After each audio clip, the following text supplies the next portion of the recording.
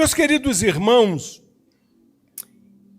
eu gostaria de vos trazer nesta noite uma meditação na palavra de Deus, baseado em um tema mencionado pelo pastor Davi Araújo no início deste culto, que é a adoração. Esta é uma palavra muito comum entre nós, mas também, de alguma forma, entendida de forma errada por muitos cristãos. Por isso, o tema da mensagem desta noite é o coração da adoração. Vamos pensar sobre isto e vamos começar com a leitura de dois textos bíblicos. O primeiro deles é Apocalipse, capítulo 4, versículo 11. Apocalipse, capítulo 4, versículo 11. Diz assim o texto sagrado, e os irmãos podem acompanhar nos monitores da igreja, se assim o desejarem. Mas eu gostei de ouvir esse barulhinho aí de folha de Bíblia aí, não é? Porque dizem aí os estudiosos aí que daqui a alguns anos não vai ter mais ninguém com a Bíblia de papel na mão, não, né?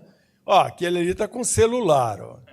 Então, graças a Deus, não tem problema nenhum estar com celular, não. O importante é estar com a palavra de Deus nas mãos. Mas esse barulhinho é gostoso no ouvido. Mas olha o que diz o texto de Apocalipse, capítulo 4, versículo 11. Tu, Senhor e Deus nosso, és digno de receber a glória, a honra e o poder, porque criaste todas as coisas, e por tua vontade elas existem e foram criadas. Louvado seja o nome do Senhor. Tu, Senhor, Deus nosso, és digno de receber a glória, a honra e o poder. O segundo texto é o Salmo 149, versículo 4. Um pedacinho deste salmo, só a parte A do versículo que vocês podem acompanhar, onde o salmista diz assim: o Senhor agrada-se do seu povo. Nem sempre pensamos nisso, não é, irmãos? Na nossa vida cotidiana, como servos do Senhor. Que o Senhor se agrada de nós. Que o Senhor tem prazer em ter comunhão conosco. Que o Senhor sente-se feliz em ouvir as nossas orações, ouvir os nossos louvores, em nos ver participando do culto na congregação.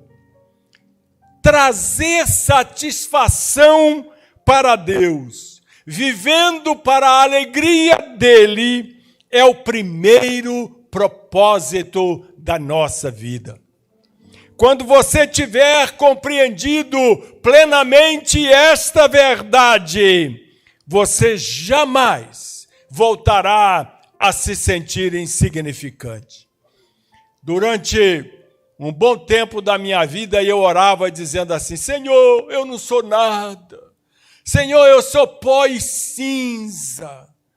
Até que eu comecei a ler um pouquinho sobre como é o nosso corpo, a perfeição do nosso organismo, como o coração funciona. Eu estou com 70 anos e meu coração continua batendo até hoje, está batendo há 70 anos, ele não para de bater.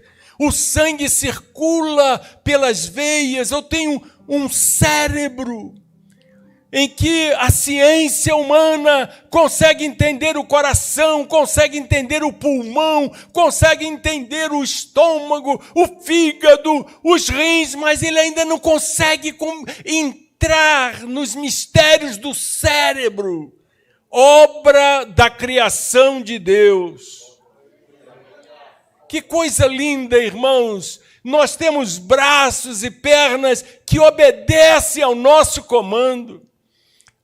O meu braço direito se move nesse sentido porque o meu cérebro está determinando isso para ele, ele está obedecendo, ele não está me desobedecendo e me batendo na testa quando eu quero que ele cumprimente os irmãos. Isto é obra de Deus.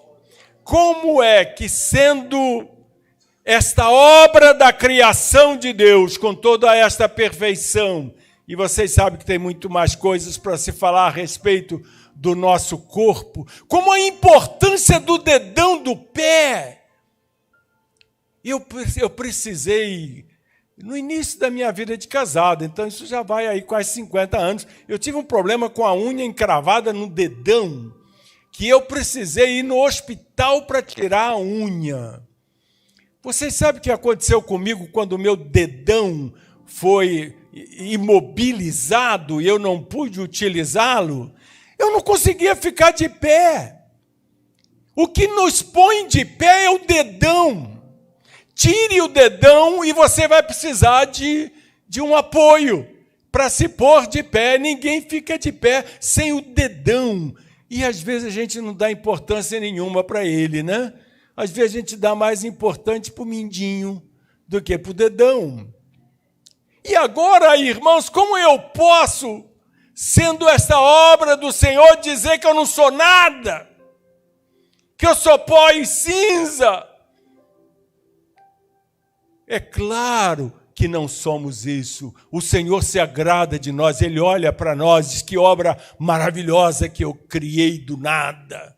Que coisa linda que eu fiz. Como fomos criados no ventre da nossa mãe. Então, você não é insignificante. Você não vai mais sentir-se insignificante quando você entender que Deus espera que você viva para a alegria dEle. Que esse é o primeiro propósito da sua vida, agradar a Deus. Isso não tem nada a ver com orgulho, não tem nada a ver com vaidade. Eu agradeço a Deus pelo que sou, agradeço a Deus também pelas minhas enfermidades, porque eu sei que isso faz parte da vida humana, faz parte da nossa existência, mas as minhas enfermidades não trazem nenhuma tristeza ao meu coração, porque eu não fui criado para viver nessa terra. Nós fomos criados para viver com Deus na eternidade. Então, por que eu vou me incomodar com um probleminha aqui, um outro probleminha ali? Eu vou, evidentemente, que me cuidar e tomar todos os cuidados necessários e visitar regularmente os médicos e tomar os medicamentos e obedecer às instruções que os médicos nos dão. É claro que devemos fazer isso, mas ficar chateado porque não está passando bem? Não. Vamos glorificar ao Senhor por todas as coisas, porque o Senhor se agrada de nós. Louvado seja o nome do Senhor. Você é tão importante para Deus que Ele o considera valioso o suficiente para mantê-lo em companhia dEle por toda a eternidade. Deus não ia querer ao lado dele para sempre, e sempre, e sempre, alguém que ele não considerasse importante, que ele não considerasse uma companhia das mais agradáveis. Louvado seja o nome do Senhor. Você é capaz de imaginar algo superior a isso na sua vida? Para o seu propósito de existência? Você é um filho de Deus, uma filha de Deus, e traz prazer ao seu coração, como nada mais que ele já tenha criado. A Bíblia diz em Efésios, capítulo 1, versículo 5, eu gosto demais desta palavra de Paulo, quando ele diz assim: em amor nos predestinou para sermos adotados como filhos por meio de Jesus Cristo, conforme o bom propósito da sua vontade. Queridos irmãos, queridas irmãs, nos esquecemos com frequência de que Deus também tem emoções. Deus possui sentimentos intensos. A Bíblia nos diz que Deus sofre, que Deus fica enciumado, encolerizado, sente compaixão, Deus sente piedade, Deus sente tristeza, como também sente alegria, satisfação, regozijo. Deus ama, Deus se deleita, Ele exulta, Ele desfruta e até ri. Deus também ri. Louvado seja o nome do Senhor. Deixe-me pontuar alguns temas na mensagem de hoje, alguns pontinhos na mensagem de hoje, para entendermos melhor o coração da adoração. A primeira coisa que eu queria afirmar para vocês é que dar prazer a Deus se chama adorar. Isso se chama adorar.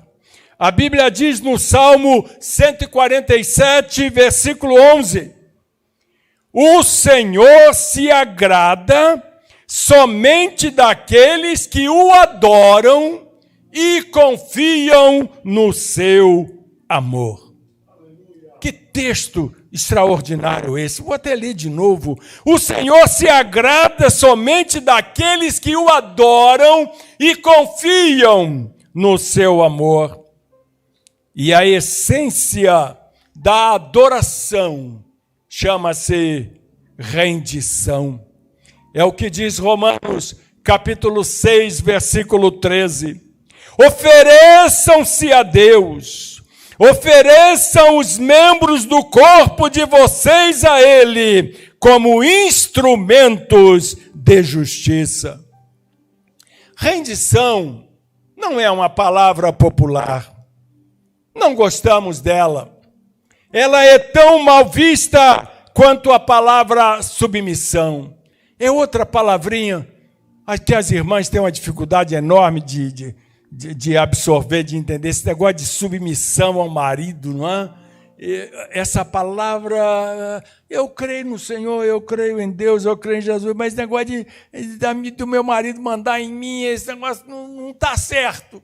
Não é uma palavrinha difícil de aceitar, até porque nós não entendemos bem a palavra, porque submissão quer dizer debaixo da missão. Eu entendo, por exemplo, que Gessi foi submissa a mim quando eu recebi o convite para ser diretor da Editora Vida em São Paulo. Morava no Rio de Janeiro e fui convidado para vir trabalhar em São Paulo.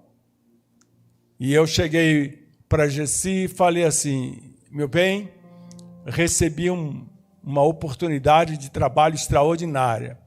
Trabalhar numa empresa internacional, ter a oportunidade de crescer profissionalmente.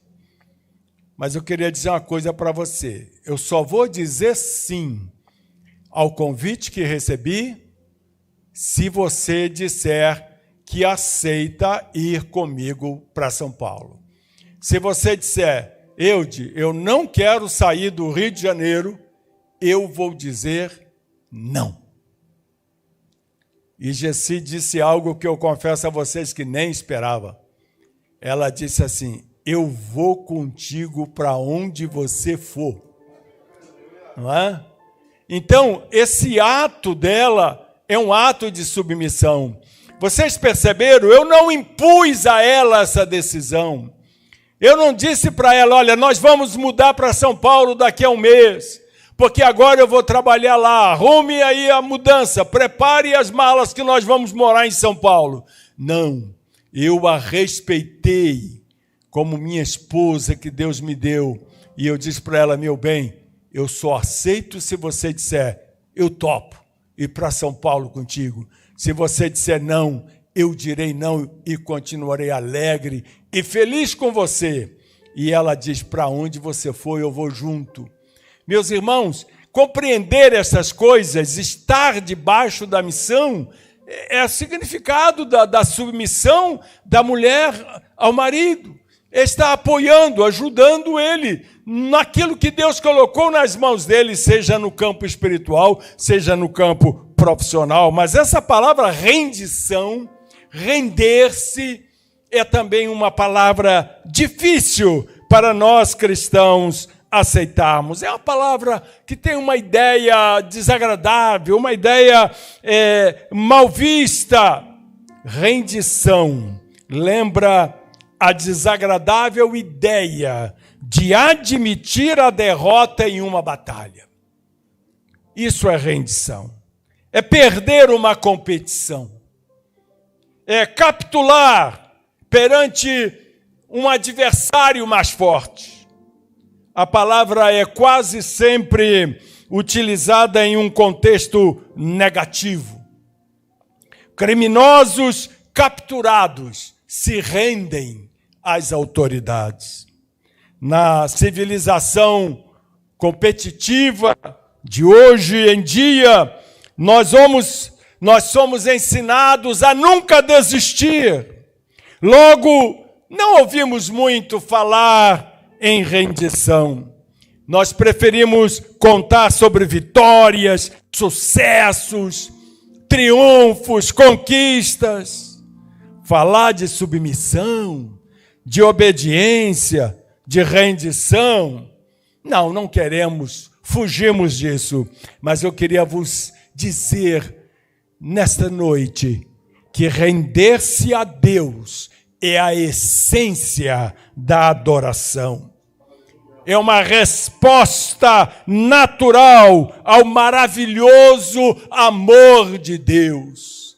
O Salvador, louvado seja o nome do Senhor. Então, dar prazer a Deus se chama adoração. Paulo, ele exorta para que rendemos nossas vidas completamente a Deus em adoração. Vocês conhecem bem o texto de Romanos, capítulo 12, versículo 1, onde Paulo diz assim: portanto, irmãos, por causa das grandes misericórdias de Deus para conosco, ofereçam-se em sacrifício vivo, dedicados e agradáveis a Deus. Esta é a verdadeira adoração que deveriam oferecer.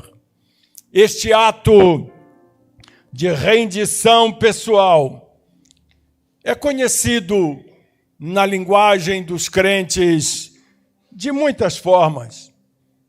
Alguns chamam esta rendição de consagração.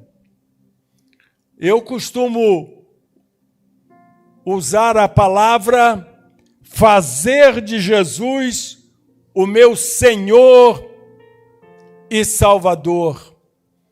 Eu nunca digo que Jesus é meu Salvador e Senhor, eu digo sempre que Ele é meu Senhor e Salvador, porque Ele é meu Salvador, porque eu me rendi a Ele.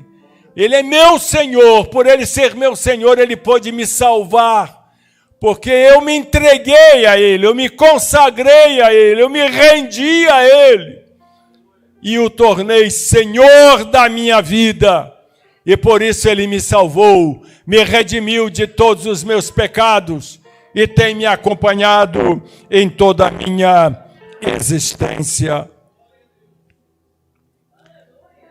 Este ato de render-se a Deus também pode ser chamado de carregar a sua cruz, de morrer para si próprio, de submeter-se ao Espírito Santo. O que interessa é você fazê-lo e não a forma como você chama essa experiência. O que interessa é a tua atitude, é a tua decisão de submeter-se à vontade de Deus. quando eu recebi este convite para trabalhar em São Paulo, voltando a esse momento da minha história, lá em 1987, eu me lembro que, antes de aceitar o convite, eu disse para os meus irmãos americanos que eu precisava orar a Deus, buscar o Senhor. E eu passei 15 dias em oração e procurei os conselhos do meu velho pai, grande amigo, companheiro, meu pastor. Trabalhava com ele na igreja e eu falei com o papai sobre o convite. E o papai disse assim: quando você for se reunir com os americanos lá em São Paulo, eu posso ir com você?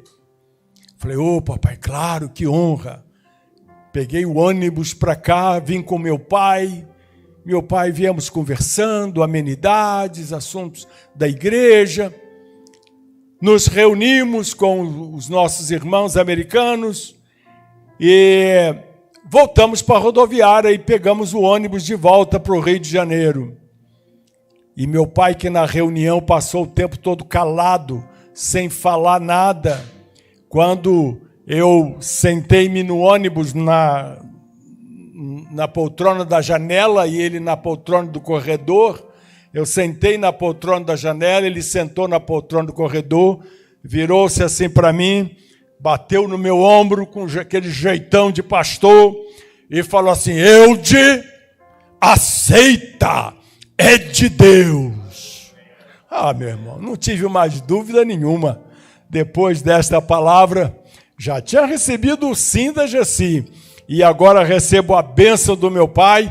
Aceita, Eude, é de Deus. E realmente, irmãos, foi um dos momentos mais lindos da minha vida. O que interessa é a sua atitude de submeter-se à vontade de Deus e não colocar muitas vezes os seus desejos acima do propósito de Deus para a sua vida. Você sabe que se rendeu a Deus, você descobre que já fez esta rendição total a Deus quando você depende dele para resolver qualquer coisa. Enquanto você tira do caminho de Deus algumas das suas decisões, você ainda não se rendeu a Deus. Quando você não tem coragem de orar a Deus a respeito de alguma situação e você já tem a decisão tomada e você já fez a sua escolha e você não quer ouvir o que Deus tem a dizer a respeito, você ainda não se rendeu a Deus. Mas quando você coloca diante do altar do Senhor todas as suas decisões, todas as portas que se abrem e as portas que se fecham, você vai ver que o Senhor está dirigindo a sua vida e cuidando de você. Conhecemos bem o Salmo 37, versículo 7. Descanse no Senhor e aguarde por Ele com paciência. Descanse no Senhor e aguarde por Ele com paciência. Portanto, o mais importante de alta rendição, mais importante exemplo de auto-rendição que nós podemos olhar para ele é o próprio Jesus. Na noite anterior à crucificação, Jesus se rendeu aos planos de Deus a orar a sua oração em Marcos 14:36. Ele orou assim: Pai, tudo é possível. Afasta de mim este cálice. Tudo te é possível. Afasta de mim este cálice. Contudo, não seja o que eu quero, mas sim o que tu queres. Aleluia. Louvado seja o nome do Senhor. Aquele que verdadeiramente se rendeu a Deus diz: Pai, se este problema, esta dor, esta doença, esta circunstância é necessária para a sua glória e o cumprimento do seu propósito na minha vida ou na vida de outro alguém, por favor, não afaste de mim. quando eu olho para trás e vejo os momentos difíceis que eu passei na minha vida, hoje eu posso olhar e ver que foi a mão do Senhor cuidando de mim. Foi o Senhor me dirigindo naqueles momentos mais tenebrosos, porque se eu não passasse por aqueles momentos tenebrosos, eu continuaria no caminho errado, não teria mudado de atitude, não teria mudado de decisão e estaria lá atrás ainda, longe do propósito de Deus para a minha vida. Um dos grandes líderes cristãos do século passado, século XX, foi Bill Bright, fundador da Cruzada Estudantil e Profissional para Cristo. Através das equipes da Cruzada Estudantil ao redor do mundo, o folheto As 4 Leis Espirituais de Bill Bright levou milhões de pessoas a Jesus. O filme Jesus, que foi produzido por Bill Bright, já foi visto por mais de 4 bilhões de pessoas. Em lugares onde o evangelho é proibido, onde a perseguição é grande, o evangelho entra lá através do filme Jesus, porque é um cinema que vão passar na praça, é um cinema que vão passar na aldeia, é um cinema que vão passar na comunidade, e todos vão ver o filme, e através do filme Jesus, milhões de almas têm aceitado ao Senhor como Salvador nos lugares mais distantes e mais hostis da face da terra. Mais de 150 milhões de pessoas vieram a Cristo e passarão a eternidade no céu por causa do ministério de Bill Bright. Certa vez perguntaram a Bill, por que Deus usa e abençoa tanto a sua vida? E ele respondeu, porque quando jovem eu fiz um contrato com Deus. Eu literalmente redigi este contrato e assinei meu nome embaixo.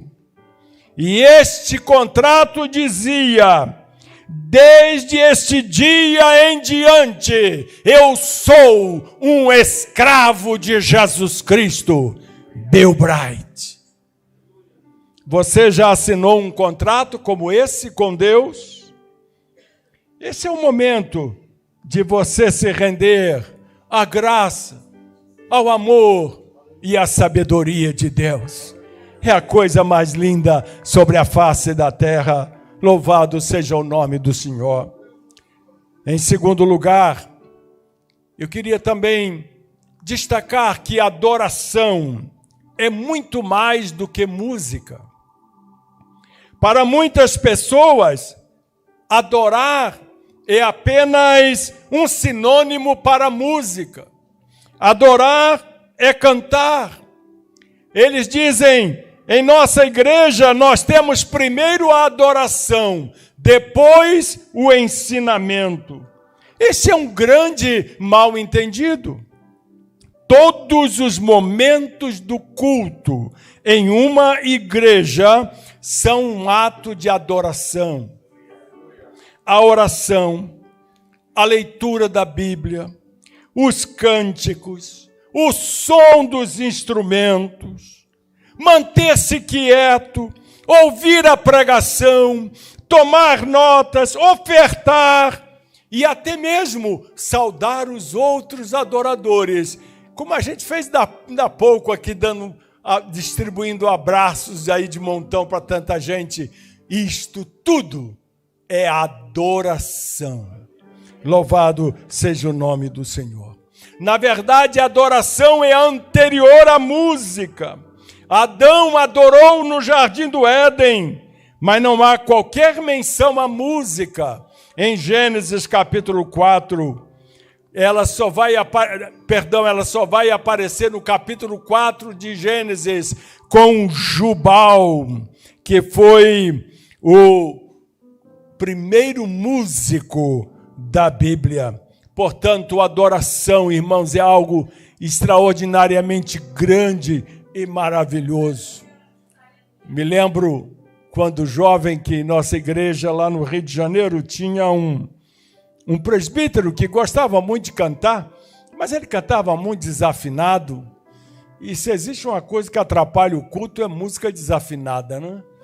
Uma vez eu ouvi uma pessoa dizer que se você pregar mal, o pessoal volta para casa, tadinho do irmão Eude, né? Poxa, palavrinha ruinzinha que ele trouxe, coisinha chata, né? Vamos orar por ele e está tudo bem, mas se tem uma música ruim, você volta enjoado para casa. Meu Deus, como é que o pastor deixa uma pessoa dessa cantar tão mal, tão desafinado? E esse presbítero era um desses, e ele gostava de cantar. E eu me lembro que uma vez, papai chegou para ele e falou assim: irmão Alcides, era o nome dele, não dá, meu amado, pode te dar a oportunidade para cantar num culto público, porque o irmão é muito desafinado. Aí o irmão Alcides virou para o papai e falou assim: mas pastor, os corvos também louvam ao Senhor. Não é? Foi a resposta dele. Papai riu muito e falou assim: eu vou te dar a oportunidade, mas no culto da semana, no culto de domingo, você vai continuar de fora. Não vou te dar a oportunidade, não. Os corvos também louvam o Senhor. Louvam, é verdade. Não é? Então, quem é desafinado também louva o Senhor. Só não precisa louvar aqui no púlpito.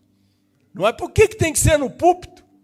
Por que tem que ser no culto de domingo? Eu me lembro que uma vez uma irmã pediu a oportunidade de papai para cantar um hino no culto. Papai falou: olha, irmã, pode vir na terça-feira, que é o dia do culto de ensino lá no Rio, que eu vou lhe dar a oportunidade. Ah, não, pastor, eu quero cantar no domingo. Aí ele falou: então você não quer adorar a Deus.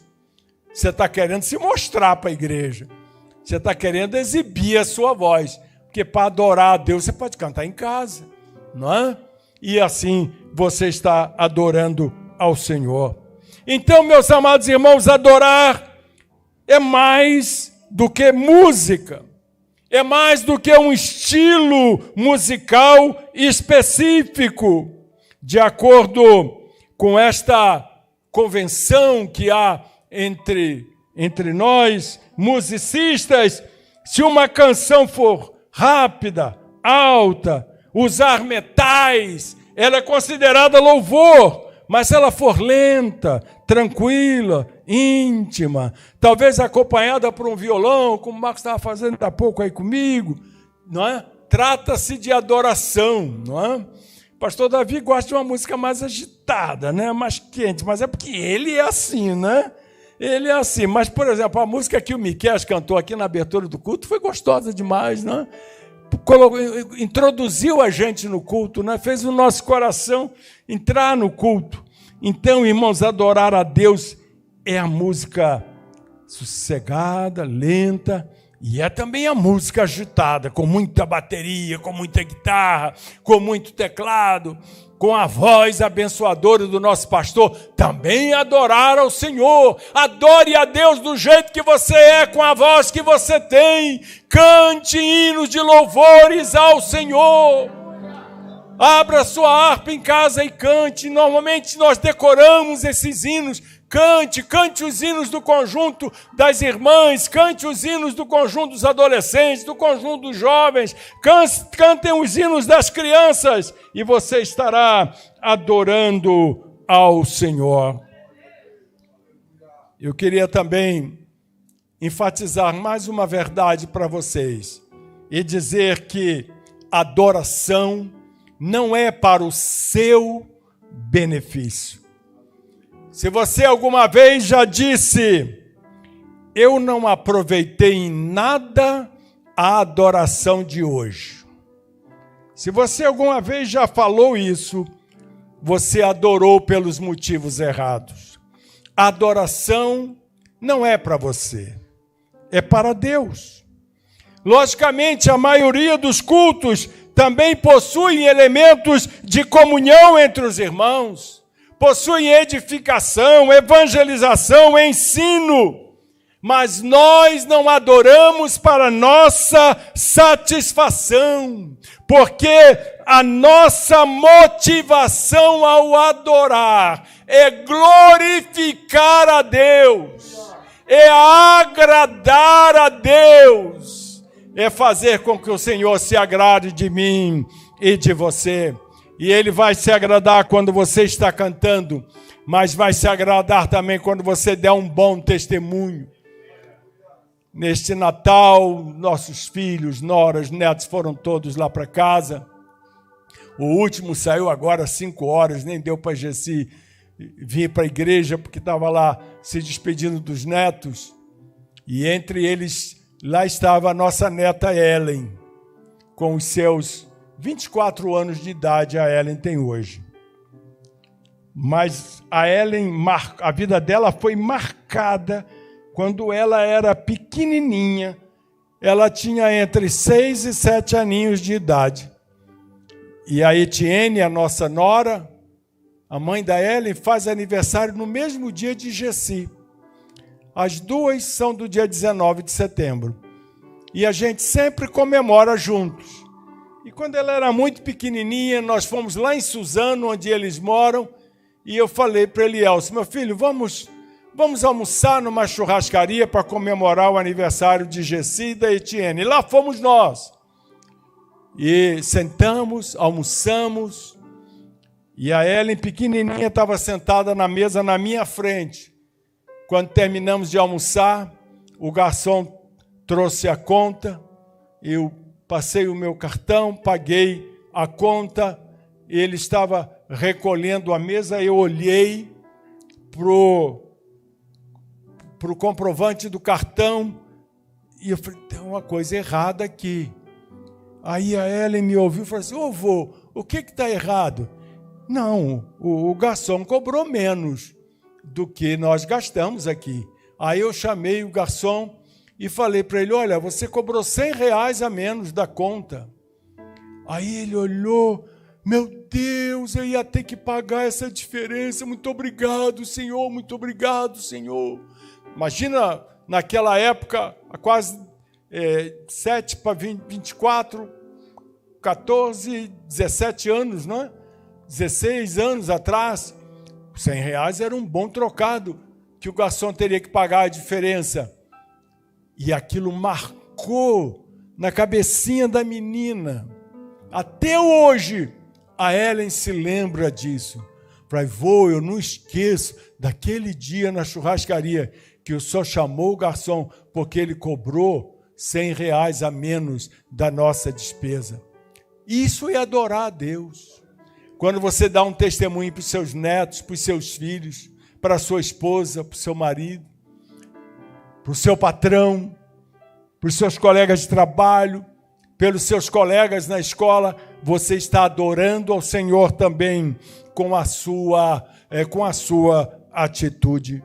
Em Isaías, capítulo 29, versículo 13, Deus reclama de uma adoração sem entusiasmo, de uma adoração hipócrita.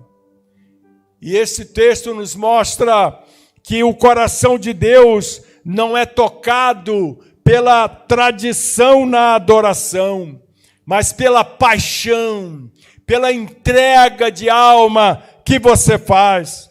A Bíblia diz assim neste texto, o Senhor diz, esse povo se aproxima de mim com a boca e me honra com os lábios, mas o seu coração está longe de mim.